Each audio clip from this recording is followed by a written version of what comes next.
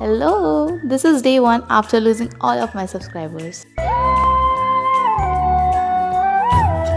And I am speaking slow क्योंकि ये घर खाली है तो मेरी आवाज़ गूंज रही है। तो मुझे गुजरात आए हुए पूरे 6 घंटे हो चुके हैं और उसमें से 4 घंटा मैं सो चुकी हूँ। तो जो 2 घंटे मेरे यहाँ पे बीते हैं वो मैं आपके साथ शेयर करने वाली हूँ। तो मेरा सबसे पहला एनकाउंटर हुआ जिनसे मेरी प्रॉपर बात हुई वो थे दही वाले भैया। पहली बात तो यहाँ पे सब गुजराती में लिखा हुआ है तो मेरे को दूध की डेयरी ढूंढने में ही 10 मिनट लग गए थे। मैं पढ़ नहीं रही थी कि क्या लिखा है, मैं देख रही थी अंदर सामान क्या रखा है जिससे मुझे समझ आ जाए कि यहाँ पे क्या मिलता है। एंड फाइनली मुझे एक जगह पर तराजू और पीछे फ्रिज और उसमें कुछ चीज़ें वो कंटेनर्स दिखे तो मैंने कहा हाँ this is the place, this is the place. जब मैं वहाँ पे गई तो भैया ने मुझे दही दिया बट अनफॉर्चुनेटली उनके पास खुले नहीं थे। एंड व्हेन आई सेड भैया मेरे पास भी खुले नहीं है तो उन्होंने कहा ठीक है ले जाओ, ले जाओ, मतलब ले जाओ।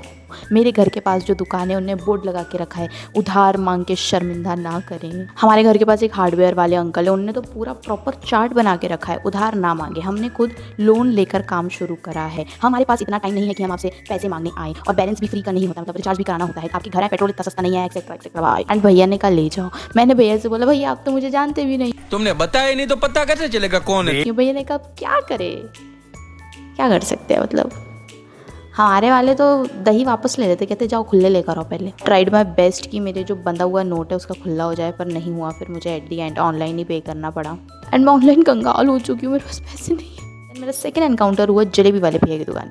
तो जलेबी वाले भैया की दुकान पे मैं गई, मैंने भैया से बोला भैया मुझे जलेबी दे दो। एंड जलेबी बहुत ज़्यादा टेस्टी थी। जलेबी वाले भैया से मैंने पूछा भैया मेरे पास चेंज नहीं है, आप मेरे को जलेबी तो दे दोगे ना। तो उन्होंने कहा बेटा मेरे पास भी बिल्कुल चेंज नहीं है। लेकिन उनके ही बगल में एक अंकल खड़े हुए थे और उन्होंने मुझसे बोला आपको चेंज चाहिए, ये लो मैं दे देता हूँ, आप ले लो। मज़ा ही आ गया, सामने से चेंज चल के आया है।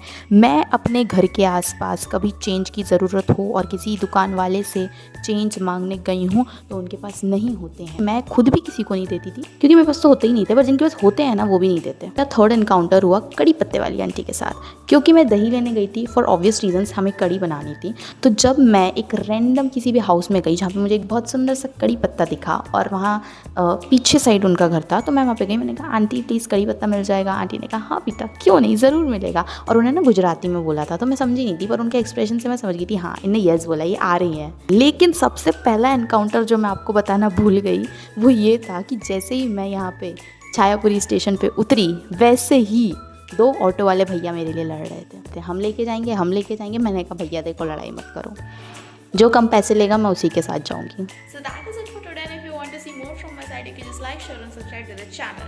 Bye.